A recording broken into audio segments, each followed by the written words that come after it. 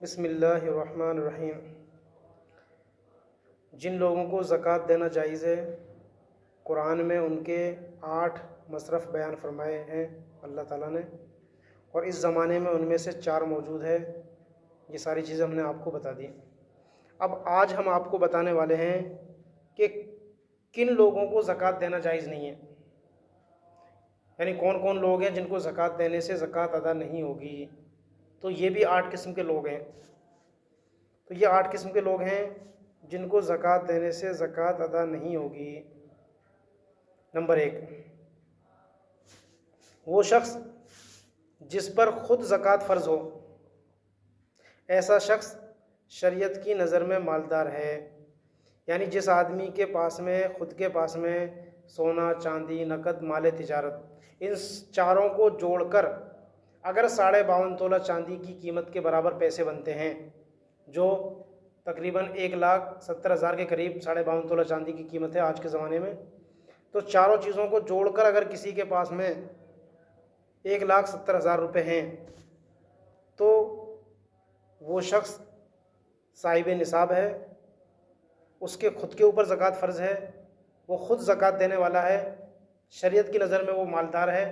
تو اس کو زکوٰۃ دینے سے زکوٰۃ ادا نہیں ہوگی۔ نمبر 2، وہ شخص جس پر زکوٰۃ تو فرض نہیں ہے، یعنی زکوٰۃ فرض ہونے کے لیے تو سونا، چاندی، نقد، مال تجارت، ان چاروں چیزوں میں سے کوئی ایک چیز نصاب کے برابر ہو، 52.5 تولہ چاندی کی قیمت کے برابر ہو تو زکوٰۃ فرض ہوگی، ورنہ نہیں ہوگی۔ تو دوسرا شخص وہ ہے جس پر خود تو زکوٰۃ فرض نہیں ہے، لیکن ضرورت سے زائد اس کے پاس میں زمین، مکان یا اور کوئی سامان جیسے فرنیچر ہے، برتن ہے، یا اور کوئی بائک وغیرہ ہے جو ضرورت سے زائد ہے، جو کام میں نہیں آتی، اس کے پاس میں موجود ہو اور اس کی قیمت نصاب کے بقدر ہو، یعنی اس کے پاس میں 2 فریج ہے، ایک کام میں آ رہا ہے ایک نہیں آ رہا، 2 بائک ہے، ایک کام میں آ رہی ہے ایک نہیں آ رہی، اس طریقے سے جو سامان اس کے کام میں نہیں آ رہے ان سب کی قیمت اگر 52.5 تولہ چاندی کے برابر ہوتی ہے، 1,70,000 کے قریب ہوتی ہے، تو چونکہ ان سامانوں پر زکوٰۃ تو نہیں ہے، لیکن چونکہ ان سامانوں کی قیمت نصاب کے برابر پہنچتی ہے تو اس شخص کو بھی زکوٰۃ دینا جائز نہیں ہے۔ نمبر 3، اپنے اصول،